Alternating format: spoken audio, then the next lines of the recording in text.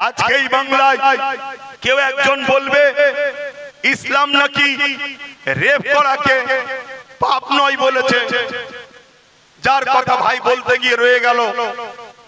ও মূর্খ, ও জাহেল, ও মানবরূপী পশু, ওই অর্জুন সিং, ওকে তো অ্যারেস্ট করা দরকার ছিল পশ্চিম বাংলা সরকারের। পশ্চিম বাংলা সরকার ওকে অ্যারেস্ট করবে না কেন? ও তো টিএমসির লোক ছিল। টিএমসি থেকে বিজেপিতে শুধুমাত্র মুসলমানদেরকে ভয় দেখাবার জন্য গেছে। হাকিকাতের ভেতরটা এখনো টিএমসি আছে। কাল যদি ও আবার টিএমসি তে আসে, রাজ্য সরকার ওকে আবার নিয়ে নেবে। এতে আপনাদের কি অবিশ্বাস হয়? আপনারা কি ভুলে গেছেন ওই যে দাঙ্গা হয়েছিল বাবুল সুপ্রিয়, যার নাম মূল আসামিতে রয়েছে? সেই বাবুল সুপ্রিয় আজকে সে আসানসোলে দাঙ্গা করলো। একটা হাফেজে কোরআন 18 বছরের বাচ্চার কলজে বার করলো যে দাঙ্গাতে। সেই দাঙ্গার মূল অভিযুক্ত যে সেই বাবুল সুপ্রিয় যখন টিএমসি তে আসলো, এই সরকার থেকে কবুল করেছে না করেনি? জোরে বলুন, করেছে না করেনি? আজ ইসলামের উপরে শুধু আঘাত হচ্ছে তা নয়, আজ আমার দেশের সংবিধানের উপরে আঘাত হচ্ছে। ইসলামের উপরে আঘাত, রাসূল পাক সাল্লাল্লাহু আলাইহি ওয়াসাল্লামের উপরে আঘাত দিবা ষড়যন্ত্র যুগে যুগে একদল মানবরূপী পশুরা চালিয়েছে, চালাচ্ছে, চালাবে। মনে রাখবেন হযরত প্রফেট মুহাম্মদ রাসূলুল্লাহ, সকলে বলুন সাল্লাল্লাহু আলাইহি ওয়াসাল্লাম, এমন একটা বড় ব্যাপার যেখানে পৌঁছানো তো দূরের কথা, তেনার জুতা মোবারককে নিয়েও কখনো কেউ অপমান অবদস্ত করতে পারবে না। কেন? তেনার জুতা মোবারকের ধুলোতেও আর ধন্য হয়েছে, বলুন আলহামদুলিল্লাহ। কিন্তু আমাদের দুঃখ লাগছে, গত কয়েকদিন আগে ভারতবর্ষে, যে ভারতবর্ষ পৃথিবীর মানচিত্রে একটা সম্প্রীতির ভারত, ভ্রাতৃত্বের ভারত, ঐক্যের ভারত, একটা নজির হাজার হাজার বছর ধরে করে আসছে, সেই ভারতবর্ষে দেখা যাচ্ছে উত্তরপ্রদেশের কানপুরে একটা যুবক ছেলে, এর আগে আলোচনা হয়েছে, আমি একটু টাচ করছি। মুহাম্মদ সাল্লাল্লাহু আলাইহি সাল্লাম লিখার দরুন তার উপরে এফআইআর হয়েছে, বন্দী হয়েছে, এবং এটাকে নিয়ে যখন এলাকার মানুষ এটা প্রোটেস্ট করেছে যে সংবিধানের আর্টিকেল 25 এর মধ্যে যখন রয়েছে 25 নম্বর ধারাতে মানুষ তার ধর্ম প্রচার, মানুষের ধর্ম প্রেম, সেটা তার স্বাধীনতা, রাষ্ট্র দেশ তার বিরুদ্ধে হস্তক্ষেপ করবে না। মনে থাকবে সংবিধানের 25 নম্বর ধারাতে আছে, কেউ যদি মনে করে খুঁটিটা আমার বিশ্বাস, তাও করতে পারে। কেউ যদি মনে করে এই দেয়ালটা আমার প্রভু, সেটা তার কাছে, কারো রোকার ক্ষমতা না, এটা দেশ সংবিধান তাকে রাইট দিয়েছে। কেউ যদি মনে করে আমি কোন শরীরে কাপড় রাখবো না, উলঙ্গ থাকবো, এটাই আমার ভালো লাগছে, ওটাও তার বিশ্বাস, তার আস্থা, দেশ তাকে কিছু রাইট দিয়েছে, কেউ রুখতে পারবে না। ঠিক তেমনি আমরা ইসলাম ধর্মের অনুসারী, আমাদের প্রফেট হযরত মুহাম্মদ রাসূলুল্লাহ সাল্লাল্লাহু আলাইহি ওয়াসাল্লামের উপরে আমরা কিভাবে ভালোবাসবো, কিভাবে তাকে মেনে চলবো কোরআন সুন্নাহ অনুযায়ী, সেটার উপরও হস্তক্ষেপ করার দেশের বা কারোর অধিকার নেই, এটা সংবিধান আমাদেরকে রাইট দিয়েছে। কিন্তু দেখা যাচ্ছে যে থেকে কেন্দ্রে বিজেপি সরকার এসেছে, বারবার ইসলামের একটা একটা মাসলার উপরে, একটা একটা বিষয়ের উপরে হস্তক্ষেপ করে যাচ্ছে। আজকে আমরা দেখলাম কি মুহাম্মদ রাসূল সাল্লাল্লাহু আলাইহি ওয়াসাল্লাম লিখার দরুন তাদের উপরে জুলুম হলো, এবং এটা প্রোটেস্ট করার জন্য তাদের উপরে প্রশাসন নামিয়ে তাদেরকে টর্চার করা হলো, জেল বন্দী করা হলো। আমি এই সাধারণ মানুষগুলোকে জিজ্ঞেস করতে চাইছি, মুহাম্মদ সাল্লাল্লাহু আলাইহি ওয়াসাল্লাম বলাটা কি অপরাধ? কেউ হিন্দু ভাই সে যদি তার ধর্মগুরুকে বলে আই লাভ অমুক, কেউ খ্রিস্টান ভাই আই লাভ অমুক, কেউ পারস্য ভাই আই লাভ অমুক, কেউ কি বলে দলিত ভাই আই লাভ অমুক, কেউ মতুয়া ভাই, সে তার যদি ধর্মগুরুকে বলে আমি ভালোবাসি, এটা যেমন অপরাধ নয়, ইসলাম যারা মানে তারা যদি বলে আমি রাসূলকে ভালোবাসি, এটাও তো অপরাধ নয়। কিন্তু দুঃখের বিষয় আমরা বড় ভুল করেছি। স্বাধীনতার ৭৯ বছর হয়ে যাওয়ার পরও আমার কওমের মাথায় এই ব্রেনটা এখনো আসছে না যে আজ আমাদেরকে রাষ্ট্রীয়ভাবে মিটাবার একটা পরিকল্পনা চলছে। আজ আমাদের ইসলামকে রাষ্ট্রীয়ভাবে মিটাবার একটা পরিকল্পনা চলছে। যেমন আমেরিকাতে চালিয়েছে, যেমন ব্রিটেনে চালিয়েছে, যেমন ব্রাজিলে চালিয়েছে, যেমন ফ্রান্সে চালিয়েছে। ইসলামকে মিটাও, প্রফেট মুহাম্মদ রাসূলকে মিটাও, মুহাম্মদ রাসূলের বিরুদ্ধে নোংরা ফিল্ম তৈরি করো, মানুষের কাছে মিডিয়ার মাধ্যমে মিথ্যা প্রচার ছড়াও। এর কারণ একটাই, যারা আমার রাসূলের বিরোধী করে তাদেরকে দেখুন আর মুহাম্মদ রাসূলের লাইফটাকে দেখুন। মুহাম্মদ রাসূল তো ইনসাফের নাম, মুহাম্মদ রাসূল তো ইনসানিয়াতের নাম, মুহাম্মদ রাসূল তো ভালোবাসার নাম, মুহাম্মদ রাসূল তো ঐক্যের নাম, মুহাম্মদ রাসূল তো খোদার্থ মানুষকে খানা খাওয়াবার নাম, মুহাম্মদ রাসূল তো পিপাসিত মানুষের পিপাসা মিটাবার নাম, মুহাম্মদ রাসূল তো গরিবের হক দিবার নাম, মুহাম্মদ রাসূল তো কৃষকের গায়ের ঘাম শুকাবার আগে তার পারিশ্রম মিটিয়ে দিবার নাম, মুহাম্মদ রাসূল তো দেশের সার্বভৌমত্বকে নিরাপদে রাখার নাম, মুহাম্মদ রাসূল তো যে কোনো ধর্মের মানুষ হোক না কেন মানুষ মানুষকে ভালোবাসবে, মানুষ মানুষের পাশে দাঁড়াবে। সে হিন্দু হতে পারে, আদিবাসী হতে পারে, সাঁওতাল হতে পারে, দলিত হতে পারে, খ্রিস্টান হতে পারে, শিখ হতে পারে। কোন মানুষ যখন বিপদে পড়বে মুহাম্মদ রাসূল এই মানবতাই শিখিয়েছে তার পাশে দাঁড়াও, তাকে সাহায্য করো, তাকে পিয়ার করো, তাকে তার পাশে দাঁড়িয়ে তার বিপদ মুক্ত করো। মুহাম্মদ রাসূল তো ন্যায়ের নাম, ইনসাফের নাম, সাম্যের নাম, শান্তির নাম, অধিকারের নাম। মুহাম্মদ রাসূল তো দুর্নীতি মুক্ত সমাজ গড়ার নাম। মুহাম্মদ রাসূল তো নেশার হাত থেকে যুব সমাজকে বাঁচাবার নাম। মুহাম্মদ রাসূল তো নারীদের অধিকার দিবার নাম। মুহাম্মদ রাসূল তো গরিবদের অধিকার দিবার নাম। মুহাম্মদ রাসূল তো এতিমের অধিকার দিবার নাম। মুহাম্মদ রাসূল তো বিধবার মর্যাদা দিবার নাম। মুহাম্মদ রাসূল তো মা বাবার পায়ের তলায় জান্নাত দিবার নাম। মুহাম্মদ রাসূল তো দেশের সার্বভৌমত্ব নিরাপদ রেখে, দেশের আইন ব্যবস্থা সুন্দর রেখে, দেশের মধ্যে গাদ্দারদের ঘরে দেশ থেকে বিতাড়িত করে দেশের সর্বশ্রেণীর, সর্বজাতির, সর্বস্তরের মানুষকে একত্রিতের বাঁধনে বেঁধে মদিনাকে নিরাপদ করার নাম মুহাম্মদ রাসূল। সেই নবীর আদর্শ যার কাছে আছে সে দেশকে ভালোবাসবে, সেই নবীর আদর্শ যার কাছে আছে সে গরিবকে ভালোবাসবে, সেই নবীর আদর্শ যার কাছে আছে সে হিন্দুকে ভালোবাসবে, দলিতকে ভালোবাসবে, আদিবাসীকে ভালোবাসবে, মতুয়াকে ভালোবাসবে।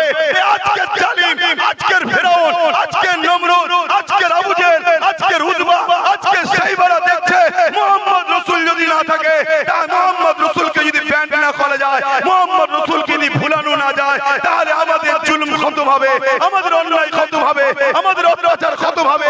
কেন মুহাম্মদ রাসূল শিখিয়েছে নিজের জীবন দিয়ে হলো অন্যায়কে মিটিয়ে ন্যায়কে প্রতিষ্ঠিত করো। এর নাম হলো মুহাম্মাদুর রাসূল। নারে তাকবীর, নারে তাকবীর, বড় ভাইজান হুজুর কিবলা, নারে তাকবীর। আজ আমার দেশকে যখন ব্রিটিশরা শাসন করছিল 200 বছরের কালো থাবার মধ্যে শিকল দিয়ে বন্দী করে রেখেছিল। দিল্লির জমিন থেকে আব্দুল আজিজ মুহাদ্দিস দিল্লিবি রহমাতুল্লাহ আলাইহি আওয়াজ দিলেন দেশকে ব্রিটিশের হাত থেকে আজাদ করার জন্য ব্রিটিশদের বিরুদ্ধে লড়াই করা ফরজ। ওদিকে টিপু সুলতান, ওদিকে আপনারই উত্তর 24 পরগনা হাফেজ তিতুমির, ওদিকে হাসবাখুল্লাহ খান। এভাবে উলামারা ব্রিটিশদের বিরুদ্ধে ঝাঁপিয়ে পড়ল। দিল্লি থেকে লাহোর পর্যন্ত প্রতিটা গাছে গাছে উলামা হাফেজদের লাশ ঝুলতে শুরু হলো। তথাপিও উলামারা মাতৃভূমির ইজ্জতের রক্ষার স্বার্থে ব্রিটিশদের কালো হাত থেকে দেশকে বাঁচাবার জন্য লড়াই করেছে। কেন মোহাম্মদ রসুলের নামই হলো দেশকে ভালোবাসা। কেন হুজুরের সুন্নাত হলো দেশকে ভালোবাসা। আজ আমার ভারতবর্ষে কেন্দ্র সরকার যে থেকে বসেছে, তারা দেশকে লুটছে, দেশের সম্পদকে লুটছে, দেশের এয়ারপোর্ট থেকে শুরু করে, ট্রেন থেকে শুরু করে, দেশের এলআইসি থেকে শুরু করে সবকিছু একটার পর একটা বিক্রি করে দিচ্ছে। তারা দেখছে আগামী দিন এই মোহাম্মদ রসুলের অনুসারীরা যদি জেগে যায়, ব্রিটিশ যেভাবে পালাতে বাধ্য হয়েছে, আমাদেরকেও পালাবার রাস্তা খুঁজে পাবো না। অলরেডি বাংলাদেশ, নেপাল বিভিন্ন জায়গায় পালাবার রাস্তা পাচ্ছে না। এজন্য তারা ভাবছে এমন কিছু ইস্যু তৈরি করো যে ইস্যুতে মুসলমানরা গরম হবে, মুসলমানরা রেগে যাবে, রাস্তায় নামবে, আন্দোলন করবে। আমরা তাদের উপরে লাঠি চালিয়ে তাদেরকে মেরে তাদেরকে ঘাবড়ে দেবো। কিন্তু মনে রাখবে, এই পরিকল্পনা তো বদরত আবু জেহেল করেছিল যে মাত্র 314 জন, এই সুযোগে এদেরকে মিটিয়ে দাও। মনে রাখবে, তোমার হাতে প্রশাসন থাকতে পারে, তোমার হাতে রাজ ক্ষমতা থাকতে পারে, তোমার হাতে বোম বন্দুক থাকতে পারে, তোমার হাতে পাওয়ার থাকতে পারে, আমাদের কিছু নাই ঠিকই, কিন্তু আমাদের মধ্যে এমন একটা পাওয়ার আছে যার নাম ঈমান। এই ঈমানের কাছে পৃথিবীর কোন জালিম, কোন স্বৈরাচারী, কোন অত্যাচারী কোনদিন টিকতে পারে না। ইতিহাস খুলে দেখো, চেঙ্গিস খান 1 কোটি মুসলমানকে মেরেছে, 1 লক্ষ উলামাকে মেরেছে। হালাকু খান মুসলমানদের মাথার খুলি নিয়ে বড় বড় রাজপ্রাসাদ তৈরি করেছে। ইতিহাস খুলে দেখো, এজিদ কি অত্যাচার করেছে। তথাপিও শত শেষ রেজাল্টটা দেখো, বিজয় কিন্তু ইনসাফ পরায়ণ, ন্যায় পরায়ণ মুহাম্মদ রাসূলের গোলামদের জন্যই বিজয় লেখা রয়েছে।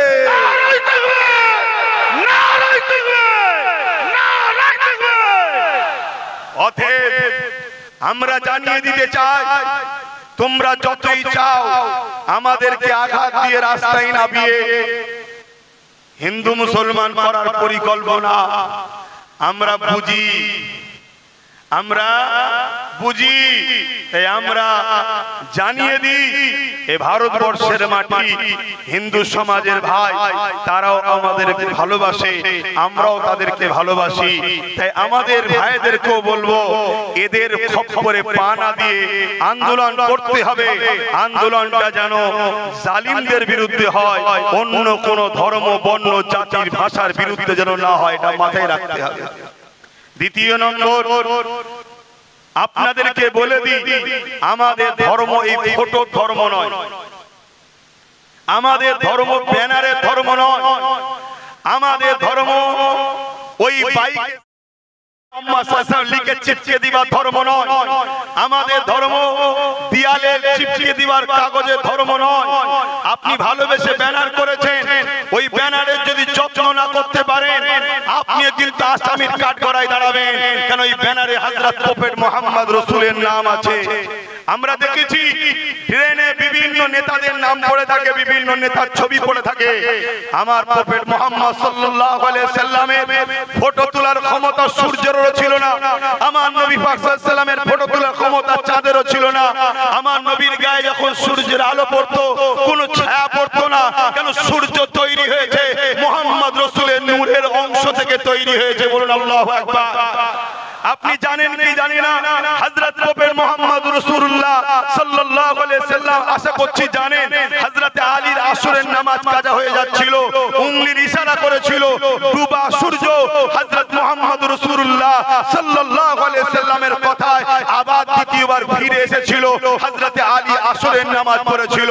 আজকে যেসব বাদর মুখো, ছুঁচো মুখো মানব নবী পশুগুলো আমার নবীর বিরোধী করছো, তোমরা সবকটা শয়তান, সবকটা জালিম, পৃথিবীর বড় বড় জালিম নেতা ইয়াহু জাহান্নামের কুকুর থেকে শুরু করে তোমরা সবকটা বাদর এক জায়গায় হও, হয়ে সূর্য তো তোলা দূরের কথা, একটা আলোর বাল্ব জ্বালাবো, একটা লাইট জ্বালাবো, ওই ল্যাম্পটাকে উংলির ইশারাতে সরাতে পারো কি দেখবো। তোমরা কেন সবে কিয়ামত পর্যন্ত কেউ পারবে না। কিন্তু মুহাম্মদ সাল্লাল্লাহু আলাইহি ওয়াসাল্লাম আকাশের চাঁদকে ইশারা করেছে, সঙ্গে সঙ্গে চাঁদ নিজেকে দুটুকরো করে দিয়ে এক টুকরো আবু কুবাইস পার এই দিকে আর এক টুকরো একদিকে দৃশ্যটা আমার ভারতবর্ষের কেরলের বাদশাহ, কেরলের রাজা চিরামান দেখেছিল। পরবর্তীতে খোঁজ নিল এটা কি হয়েছিল। পরবর্তীতে যখন খোঁজ পেল মুহাম্মদ রসুলের আঙুলের ইশারায় চাঁদ টুকরো হয়েছে, তখন এই চিরামান রাজা হিন্দুস্তান থেকে, কেরল থেকে গিয়ে মক্কার জমিনে গিয়ে মুহাম্মদ রসুলের কাছে নিজেকে খেদমতে পেশ করে ঈমানের কালেমা বলে মুহাম্মদ রসুলের আদর্শে জিন্দেগিকে ধন্য করে দিয়েছিল। আজকে সেই মুহাম্মদ সাল্লাল্লাহু আলাইহি ওয়াসাল্লামের উপরে কেউ আঘাত দিবার চেষ্টা করলে এতে আমার হুজুরের কিছু যায় আসে? জোরে বলেন। অসুবিধা হচ্ছে। আকাশে চাঁদ উঠলে দেখবেন বাদুর গুলো ডানা মেলে। হারা বাদুর ডানা মেলছিস কেন? বলছে চাঁদের আলোকে রুখে দেবো। আচ্ছা বলুন তো, বাদুরের ডানা দিয়ে কি চাঁদের আলো রুখা যাবে? কথা বলেন। এমনি তো বাদুরের মুখটা একটু পুঁছো টাইপের। ও যদি মনে করে আমি পাহাড়ে ধাক্কা মেরে পাহাড় উল্টে দেবো, মনে হয় পাহাড় উল্টাবে না, বাদুরের মুখটা আরো যাবে। আজকে যে টাকলা গুলো এইসব কাজ করছো, সময় থাকতে থাকতে সুধরে যাও। এমনি তো হনুমান মূর্খ দেখতে, না হয় এমন বিপদে পড়বে তার খেলা ওই পারস্য সম্রাট জানে। পারস্য সম্রাটের কাছে এই ওয়াকিয়াটা একটু মন দিয়ে শুনবেন। পারস্য সম্রাটের কাছে হযরত প্রফেট মুহাম্মদ রাসূলুল্লাহ সাল্লাল্লাহু আলাইহি সাল্লাম একটা চিঠি দিয়েছে। কি চিঠি? পারস্য রাজা ছিল জালিম, নারীদের ইজ্জত লুটতো, শরাবী ছিল, চরিত্রহীন ছিল। চিঠি লিখেছে কি? অন্যায় বন্ধ করো, জুলুম বন্ধ করো, নাই আমি মুহাম্মদ রাসূল সাল্লাল্লাহু আলাইহি সাল্লাম মজলুমদের পক্ষে দাঁড়িয়ে তোমার বিরুদ্ধে লড়াই করব, সংগ্রাম করব, এই এলান করে চিঠিটা দিয়েছে। পারস্য রাজা আমার রাসূলুল্লাহ চিঠিটা দেখে টুকরো টুকরো করে ছিঁড়ে ফেলে দিয়েছে।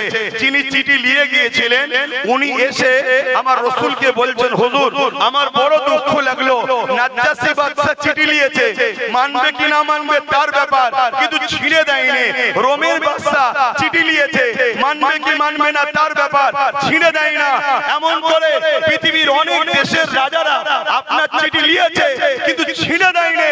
পারস্যের রাজা আপনার চিঠিকে টুকরো টুকরো করে ফেলে দিয়েছে। হুজুর আমার বড় দুঃখ লেগেছে। আল্লাহর নবী মুচকি হেসে বললেন, হে আমার সফীর, হে আমার সাহাবী, শোনো, ও আমার চিঠি ছেড়ে নে, ওর রাজত্বকে টুকরো টুকরো করেছে। এবারে কি হচ্ছে শোনো। बाप का बेटा सिपाही का घोड़ा कुछ ना हो तो थोड़ा थोड़ा কথা পড়েছি না? বাপ ছিল যেমন চরিত্রহীন, ছেলেটাও একটা ছিল চরিত্রহীন। একটাই ছেলে ছিল পারস্যের রাজা। কিভাবে টুকরো টুকরো হচ্ছে দেখো। বাপের চরিত্র খারাপ ছিল। রাজা বৈদ্য হাকিমের কাছে গেছে, হাকিমকে বলেছে যেমন কোন দাওয়াই দাও যাতে পাওয়ার বাড়বে। বাকিটা বুঝতে পারছেন তো নাকি? পাওয়ার বাড়বে এরকম দাওয়াই দাও। আর ছেলে বলছে এই বুড়োকে নামাতে পারলে গদিতে বসা যাচ্ছে না, যেটা আমার বাংলাতেও একটু একটু আবহাওয়া চলছে। আমার বাংলাতে এরকম একটা আবহাওয়া পাওয়া যাচ্ছে না কি? এখানে বুড়ো চলে, এখানে বুড়ি, মানামানি চলছে না, এটা আবহাওয়া চলছে তো নাকি? আমার তো ভয় হচ্ছে কে কাকে কখন ছেড়ে দেবে কে জানে। তো যাক আমি ওইদিকে যাচ্ছি না, আমি এই দিকে যাচ্ছি। যে বিষয়টা আজকে এসেছে, অসুবিধা হলো নাকি? কষ্ট হলো নাকি? তো যাই হোক, পারস্য রাজা কি করলো, সে ওই দাওয়াই নিয়ে এসে ঘরে ঢুকেছে। হাতে দাওয়াই শিশি আছে, লেখা আছে তাকতের দাওয়াই। কিন্তু বাপ বড় চালাক তো, রাজা তো, ওই দাওয়াইকে ফেলে দিয়ে ওর মধ্যে খাতারনাক বীজ ঢুকিয়েছে। ওর ইরাদা ছিল ছেলেকে দেবো, কোন জায়গায় রাখবো, ছেলে মনে করবে দাওয়াই আছে খাবে, সেখানে ছেলেও তো বদমাই। আর এইদিকে ছেলে বলছে এ বুড়োকে না সরাতে পারলে হবে না। ও আর সহ্য করতে পারেনি, অস্ত্র নিয়ে এসে একদম ডাইরেক্ট ঢুকে বাপকে ঝেড়েছে, দু টুকরো করে দিয়েছে। যখনই দু টুকরো করেছে হাতটা খুলে গেছে, হাতের মধ্যে তাকতের দাওয়াই লেখা আছে, কিন্তু হাকিকাতে আছে কি? ছেলে বলছে ওরে বুড়ো, এই জন্য বলি তুমি এত বদমাইশি করো কি করে, এই দাওয়াই খাও, তাই তো নাকি? তো ও নিয়েছে আর খেয়ে নিয়েছে। তাহলে কি হলো? ওদিকে বাপ গেল, এদিকে ছেলে। জোরে বলুন। প্রতিটা রাষ্ট্রে এরকম বিরোধী লোক থাকে না সুযোগের অভাব। যেই বাপও মারা গেল, ছেলে মারা গেল, সঙ্গে সঙ্গে রাজ্যটা টুকরো টুকরো হয়ে গেল, দেশটা টুকরো টুকরো হয়ে গেল। প্রধান সেনাপতি এক অংশ নিল, প্রধানমন্ত্রী এক অংশ নিল, উজির এক অংশ নিল, এভাবে পারস্যটা টুকরো টুকরো হয়ে গেল। আমার মুহাম্মদুর রাসূলুল্লাহ সাল্লাল্লাহু আলাইহি ওয়াসাল্লাম তিনি মহান স্রষ্টার পক্ষ থেকে সর্বকালের সর্বশ্রেষ্ঠ মেসেঞ্জার ছিল। তাই আমার নবীর নাম লিয়াতে, আমার নবীর প্রেম করাতে যদি কারো আপত্তি হয়, জেনে রাখতে হবে সূরাতে সকলে সে মানুষ, হাকিকাতে সে মানবরূপী একটা পশু ছাড়া দ্বিতীয় কিছু নয়। তবে বড় দুঃখের সাথে বলতে হয়, হযরত নবী মুহাম্মদ সাল্লাল্লাহু আলাইহি ওয়াসাল্লামের উপরে আঘাত দিবার চেষ্টা করেছে, তার নাম লিখাতে আপত্তি করেছে। এর প্রতিবাদ যেমন হচ্ছে, এই প্রতিবাদটাও তো হওয়া দরকার। বাংলায় অনেকে প্রতিবাদ করছে মুহাম্মদ রাসূল নিয়ে, তাদের প্রত্যেকের প্রতিবাদকে আমি সাধুবাদ জানাচ্ছি, কারণ নবী আমাদের ঈমান, নবী আমাদের ঈমান। কিন্তু এই প্রতিবাদটা হচ্ছে না কেন? এই বাংলাতে কোন দলের নেতা তার দলের নেত্রীকে আল্লাহ বলে যখন ডাকে, এই প্রতিবাদটা কেন হয় না? কোন দলের নেতা তার দলের চোর নেতাকে আল্লাহ বলে যখন আখ্যা দেয়, প্রতিবাদ কেন হয় না? কোন দলের নেত্রী তার দলের নেতাকে আল্লাহর রূপ বলে যখন ডাকে, তখন প্রতিবাদ কেন হয় না? বড় দুঃখ লাগছে এইটা। এ বাংলার যুব সমাজ, এ বাংলার বাপ মা, আজও জাগো, এরা সবাই মিলে আমার ধর্মকে মিটাবার জন্য লেগেছে। এদের বিরুদ্ধে আমাদেরকে লড়াই করতে হবে। ওই লড়াইটা সংবিধানকে সামনে রেখে করতে হবে। ওই লড়াইয়ে সবথেকে বড় লড়াই হলো যেভাবে আমরা ঐক্য হয়েছি, যেভাবে আমরা ঐক্য হয়েছি এই জালিমদের প্রতিরোধ করার জন্য, এইভাবে ঐক্য হয়ে এই জালিমদের বিরুদ্ধে লড়াই করার জন্য আমাদের লিডার তৈরি করা দরকার আছে না না? আওয়াজ তুলব না, আছে না না? কারা আমার সঙ্গে একমত? হাত লম্বা করে তোলে। আমাদের আমাদের লিডারের দরকার আছে না না? আমাদের লিডারের দরকার আছে না না? আজকে এই বাংলায় কেউ একজন বলবে ইসলাম নাকি রেপ করাকে পাপ নয় বলেছে, যার কথা ভাই বলতে গিয়ে রয়ে গেল। ও মূর্খ, ও জাহেল, ও মানবরূপী পশু, ওই অর্জুন সিং, ওকে তো অ্যারেস্ট করা দরকার ছিল পশ্চিম বাংলা সরকারের। পশ্চিম বাংলা সরকার ওকে অ্যারেস্ট করবে না কেন? ও তো টিএমসির লোক ছিল। টিএমসি থেকে বিজেপিতে শুধুমাত্র মুসলমানদেরকে ভয় দেখাবার জন্য গেছে। হাকিকাতের ভেতরটা এখনো টিএমসি আছে। কাল যদি ও আবার টিএমসি তে আসে, রাজ্য সরকার ওকে আবার নিয়ে নেবে। এতে আপনাদের কি অবিশ্বাস হয়? আপনারা কি ভুলে গেছেন ওই যে দাঙ্গা হয়েছিল বাবুল সুপ্রিয়, যার নাম মূল আসামিতে রয়েছে? সেই বাবুল সুপ্রিয় আজকে সে আসানসোলে দাঙ্গা করলো।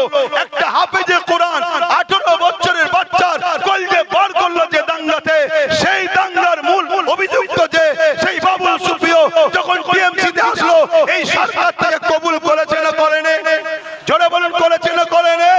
অথচ আমরা দেখতে পাচ্ছি এই সমাজের কোন একটা বোন, কোন একটা মেয়ে, মুসলিম মেয়ে আঞ্চলিক ভাষায় বলেছে মমতার স্বামী নেই। কি বলেছে? মমতার আঞ্চলিক ভাষায় স্বামীকে কি বলে? বলুন বলুন।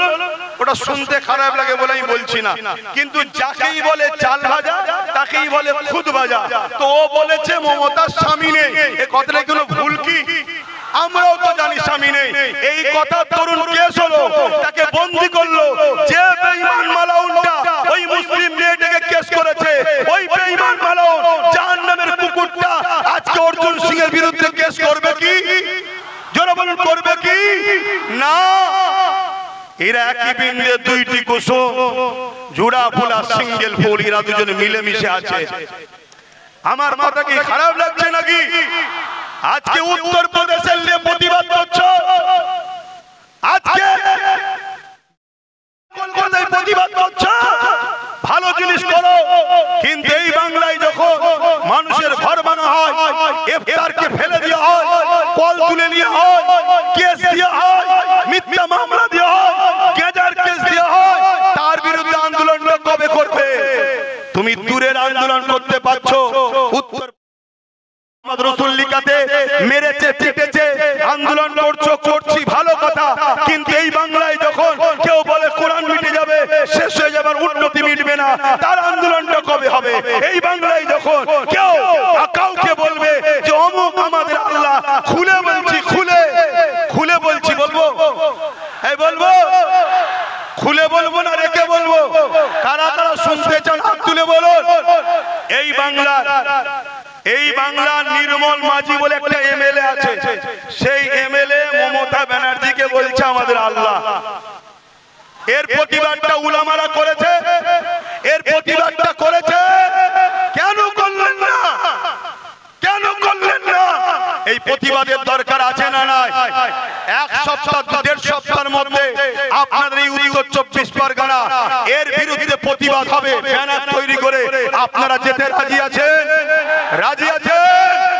আল্লাহকে ভালোবাসো, মনে রেখে দিও, আমাদেরকে মিটাতে চেয়েছে অনেকে, আমার আল্লাহ আমাদেরকে বাঁচিয়েছে। যখনই কোনো নতুন প্ল্যান করে খোদার পক্ষ থেকে এমন ভয়ানক দুর্যোগ হয়, সেই দুর্যোগ দেখে মানুষ দিশেহারা হয়ে যায়। আল্লাহ আমাদেরকে এখনো বাঁচাচ্ছে। তাই বলবো, তোমাকে আমার পছন্দ কি জানি না, কিন্তু আমি কিছু ভুল বলছি? গত 2-3 দিন আগে সম্ভবত মুর্শিদাবাদে কোন একজন মহিলা আর একজন এমএলএ, মুসলিম এমএলএ কে আল্লাহ বলছে। এই ভিডিওটা দেখেছেন? জোরে বলুন, দেখেছেন? তা তোরা রাজনীতি করছিস, করগে যা, আমার ধর্মের উপরে বারবার আঘাত দিবি কেন? কেন আমার আল্লাহকে নিয়ে টানা হবে? কেন আমার রসুলকে নিয়ে টানা হবে? কেন আমার কোরআনকে নিয়ে টানা হবে? কেন আমার দ্বীনকে নিয়ে টানা হবে? যেখানে সংবিধান বলছে কারো ধর্মের উপরে আঘাত দিও না, তোমরা বারবার আমার আল্লাহকে, আমার রসুলকে, আমার দ্বীনকে টার্গেট করছো কেন? ওরা দেখছে মুসলমানদের হাতে তো কোনো পাওয়ার নেই, মুসলমানদের বলার কোনো লিডার নেই, মুসলমানদের বলার কোনো লোক নেই। এই জন্য ওরা আমাদেরকে টার্গেট করেছে। যেভাবে ভিড় তৈরি করে এদের বিরুদ্ধে আন্দোলন করছি, ঠিক এইভাবে আমাদেরকে অঙ্গীকার করতে হবে। আমরা নিজেদের লিডার বানাবো, নিজেদের নেতা বানাবো, নিজেদের থেকে এবং অন্য সমাজের গরিব মানুষ যারা আমার ধর্মের পক্ষে যদি নাও বলে, কমসে কম বিরোধী যেন না করে, এমন লোককে আমরা সাথ দিয়ে আগামী দিন তাদের দ্বারা আইনত ব্যবস্থা এদের দ্বারা লব। এই ঐক্য হওয়া দরকার আছে না না? জোরে বলুন, আছে না না? আজকে এই মাঠে আমাদেরকে কেন আসতে হবে? কেন আপনাদেরকে কাজ কাম করে এখানে এসে বসতে হবে? কেন আমাকে ফুরফুরা শরীফ থেকে গাঁটের পয়সা খরচ করে প্রোগ্রাম তৈরি করে আপনাদের সামনে চিল্লাতে হবে? আমাদের 44 জন না কতজন লোক রয়েছে আমাদের, কই তারা কি কেস করছে? কথা বলুন, তারা কি বিধানসভায় গিয়ে চিল্লাচ্ছে? সেন্টারেও তো আমাদের কিছু কিছু রয়েছে, 1-2 জন ছাড়া বাকি কাউকে শোনা যাচ্ছে? তাহলে ভাবুন, মাথায় ঢুকান। আজ আমাদের সমাজের বুকে যে বাচ্চাটা এতিম হয় তাকে সবাই অবহেলা করে, অর্থাৎ যার গার্জেন থাকে না তাকে সবাই অপমান অপদস্থ করে। আমি একটা ছোট্ট অঙ্গীকার আপনাদের কাছে লব, একটু সত্য করে বলুন, আমি যে কথাগুলো বললাম আমার কি বক্তব্য দিয়ে কি ভুল হলো? আপনাদের কি বুঝানো ভুল হচ্ছে? হাত সবাই তুলে বলুন। যারা আমার পক্ষে হাত তুলুন, যারা আমার পক্ষে হাত তুলুন। আমার বক্তব্যের পক্ষে তো আপনারা, আমার বক্তব্যের পক্ষে তো আপনারা। তাহলে আজ একটা অঙ্গীকার লব। আর একটা বিষয় ছিল ওয়াকাফ, কিন্তু সময়ের দিকে খেয়াল করে ওটার বলতে পারছি না। কিন্তু ওয়াকাফ ইসলামের পেহচান। ওয়াকাফ যদি চলে যায় ইসলাম চলে গেল, মনে রাখতে পারে। কেন মসজিদ যাবে, মাদ্রাসা যাবে, কবরস্থান যাবে। তাই আমি আপনাদেরকে জানতে চাইছি, একটু আওয়াজ তুলে বলবেন। হিন্দু ভাই, দলিত ভাই, আদিবাসী ভাই, সাঁওতাল ভাই, খ্রিস্টান ভাই, যারা ভারতীয়, এরা আমাদের ভাই, হ্যাঁ কি না? এরা আমাদের ভাই বোন, হ্যাঁ কি না? এদের সঙ্গে আমাদের কোনো হিংসা আছে, কোনো রাগ আছে, কোনো বিদ্বেষ আছে? আমি আপনাদেরকে বলে যাচ্ছি, এদের সঙ্গে বন্ধুত্ব করুন, ব্যবসা করুন, কারবার করুন, উঠা বসা করুন, লেনদেন করুন, এদের সঙ্গে রাজনীতিও করুন, ততদিন পর্যন্ত যদি এদের মধ্যে থেকে কেউ আমার দ্বীনের বিরুদ্ধে, ইসলামের বিরুদ্ধে না বলে, ততদিন পর্যন্ত। যখনই বলবে তখন বলতে হবে, ভাই তুমি আমার ভালোবাসায় আঘাত দিয়েছো, আমি তোমার ভালোবাসায় আঘাত দিলে তুমি কি মেনে নিতে? আমি যদি তোমার ধর্মগুরুকে বলতাম, তুমি মেনে নিতে? তাই তোমাকে আমার পছন্দ নয়, আর তোমার জন্য আমি অন্য তোমার ধর্মের অন্য লোককেও খারাপ বলবো না, কিন্তু তোমার সঙ্গে আমি আর নাই। এই কথায় আপনারা কি একমত হতে পারছেন? হাত তুলে সাক্ষী দেবেন, একমত হতে পারছেন? আর একটা শেষ কথা, আগামী দিন এই ওয়াকফ বাঁচাবার জন্য এবং ভারতবর্ষের সংবিধানকে বাঁচাবার জন্য, দেশের জন্য, দেশবাসীর জন্য আগামী দিন যদি আমি আব্বাস সিদ্দিকী আপনাদের ঘরে নিয়ে কলিকাতার ব্রিগেডে ডাকি, গাঁটের পয়সা খরচ করে আমার ডাকে যেতে কি রাজি আছে? নারায়ে তাকবীর! রাজি আছে?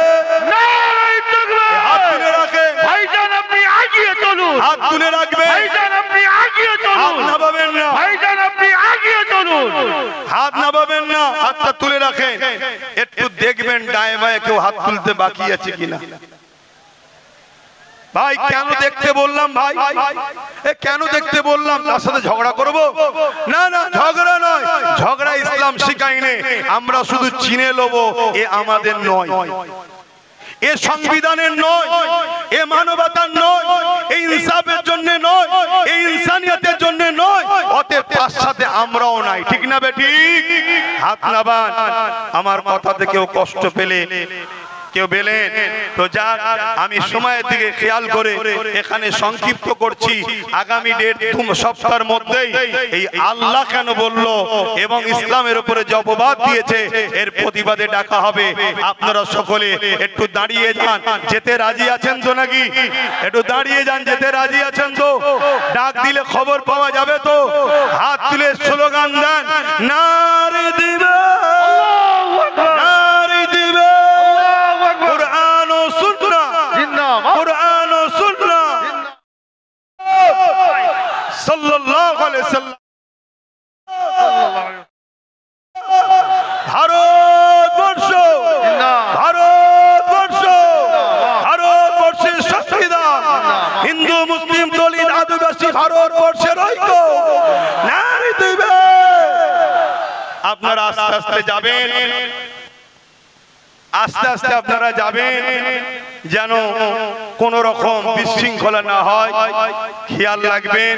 আর আজকে আপনাদের ঘরে প্রোগ্রাম প্রমাণ করে দিলাম যে আমাদের প্রোগ্রামে 95% আমাদের লোক হলো, 2-5টা 10টা অন্য লোক থাকে না, থাকে না, তাদেরকে পাঠানো হয় গন্ডগোল লাগাবার জন্য। কিন্তু আপনারা পাতা ফাঁদে পা, পাতা ফাঁদে পা, এ দেশ ছিল, আছে, থাকবে। কেউ যদি দুদিনের ক্ষমতায় দেশ মিটাতে চায়, আমরা তাকে মিটিয়ে দেবো। ঠিক না বেঠিক? আস্তে আস্তে আপনারা যাবেন, এই বলে আমি আমার সংক্ষিপ্ত বক্তব্য এখানে সমাপ্তি করলাম। আল্লাহ হাফেজ।